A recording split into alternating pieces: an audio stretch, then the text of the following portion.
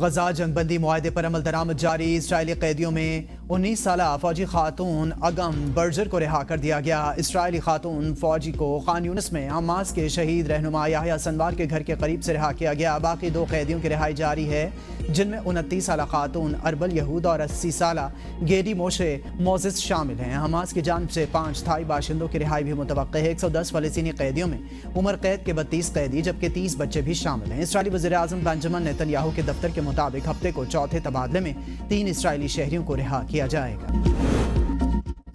Saint کی قائمہ committee برائے کابینہ سیکریٹریٹ میں ملتان باؤزر دھماکے کا معاملہ زیر بحث۔ چیئرمین اوگرا نے بتایا کہ چوری ہے جو ہو رہی ہے، روک تھام کے لیے کئی بار کوششیں کی ہیں۔ ایل پی جی کی قیمت 2.5 لاکھ ٹن ہے، CO2 30,000 روپے ہے۔ یہ باؤزر بہت بڑے باؤزرز ہیں۔ پولیس حکام نے اجلاس کو بتایا کہ 4 ملزم پکڑ لیے ہیں، مالک بھی ہماری کسٹڈی میں ہے۔ کمشنر ملتان کا کہنا تھا کہ اس علاقے میں یہ نیا بزنس شروع ہوا ہے۔ ڈرائیور ہوٹل پر 2-3 دن یہ باؤزرز کھڑے کیوں رکھتے ہیں؟ اراکین کمیٹی کا معاملے پر شدید تشویش کا اظہار۔ سینیٹر فاروق ایچ نائک نے کہا کہ آپ لوگ کیا کر رہے ہیں، اس میں اوگرا بھی ملوث ہے۔ آپ نے صوبائی حکومت سے رابطہ کیا، متعلقہ منسٹری کو لکھا۔ چیئرمین اوگرا نے کہا کہ یہ نیا بزنس نہیں ہے، یہ چوری ہے۔ جسٹس حسن اظہر رضوی نے کہا ہے کہ 21ویں ترمیم کے فیصلے میں مہران اور کامرا بیسز کا بھی ذکر ہے۔ GHQ حملہ کرنے والوں کا ٹرائل کہاں ہوا تھا؟ پاکستان کے اربوں روپے مالیت کے 2 اورین طیارے تباہ ہوئے تھے۔ آئینی بینچ میں زیر سماعت فوجی عدالتوں کے خلاف اپیل کیس میں ریمارکس۔ جسٹس حسن اظہر رضوی نے سوال کیا کہ کیا 9 مئی کا جرم ان دہشت گردی کے واقعات سے زیادہ سنگین ہے؟ کیا مہران بیس پر دہشت گردوں کے مارے جانے کے بعد کوئی تفتیش ہوئی کہ یہ کون تھے، کہاں سے آئے تھے اور کیسے آئے تھے؟ کیا دہشت گردوں کے مارے جانے سے مہران بیس حملے کی فائل بند ہو گئی؟ کامرا بیس پر حملے کے ملزمان کا کیا ہوا؟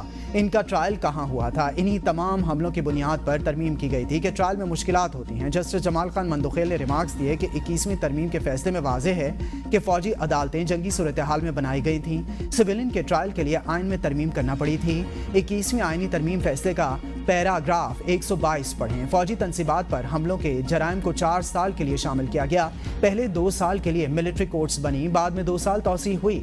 کیا آرمی ایکٹ کا سیکشن 2(1)(d)(2) بھی ترمیم کے تناظر میں بحال ہے؟ وکیل وزارت دفاع نے دلائل میں کہا کہ ٹرائل کے لیے ترمیم کی ضرورت نہیں تھی۔ ترمیم کے ذریعے آرمی ایکٹ میں مزید جرائم کو شامل کیا گیا تھا۔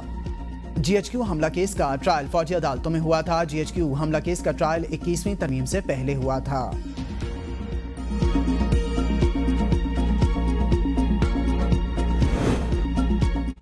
بیرون ملک پاکستانی بھیکاریوں کی روک تھام سے متعلق بھی قانون سازی سخت کرنے کا فیصلہ۔ انسانی اسمگلنگ کی روک تھام سے متعلقہ ترمیمی بل کے اہم مندرجات سامنے آ گئے۔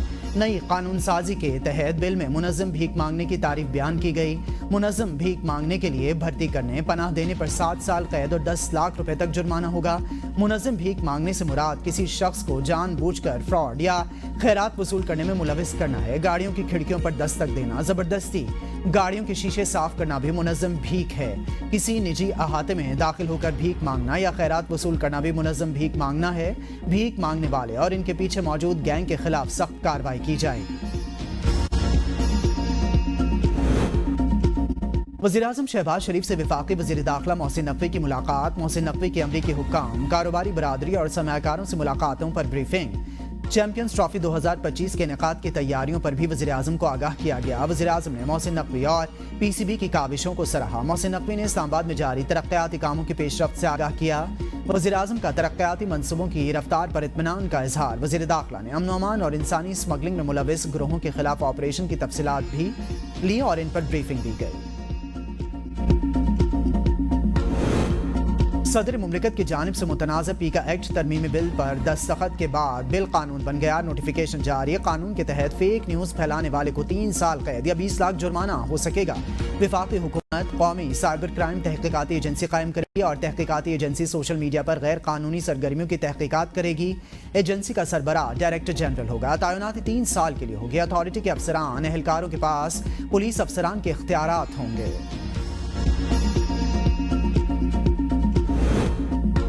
जाली हुकूमत ने 26वीं तरमीम की तरह पीका एक्ट भी रिकॉर्ड तेजी से पास किया। इतनी तेजी से एक्ट पास कराने का मकसद जाहिर करता है कि पूरी दाल ही काली है। तर्जमान खैबर पख्तूनख्वा हुकूमत बैरिस्टर सैफ का बयान। कहा 26वीं तरमीम और पीका एक्ट में की गई तरमीम डूबते को तिनके का सहारा देने के मुतरादिफ है। काले कवानीन जाली हुकूमत के खात्मे को नहीं रोक सकते।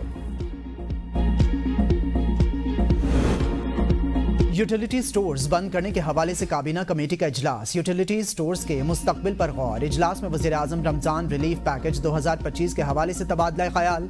वज़ीर आज़म रमज़ान पैकेज के लिए भरपूर तशहीरी मुहिम के ख्वाहां हैं। यूटिलिटी स्टोर्स के जरिए सस्ती अशिया फराहम करने की तजवीज़। रमज़ान पैकेज के हवाले से सूबों से भी मालूमात लेने का फैसला किया गया।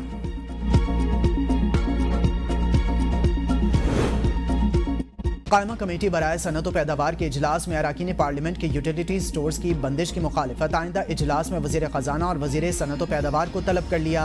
राजा परवेज़ अशरफ ने कहा कि वज़ीर सनत व पैदावार ने पार्लियामेंट को यकीन दहानी कराई थी कि यूटिलिटी स्टोर्स को बंद नहीं किया जा रहा। हुकूमत को बंदिश फैसले पर अमल दरामद रोकना होगा।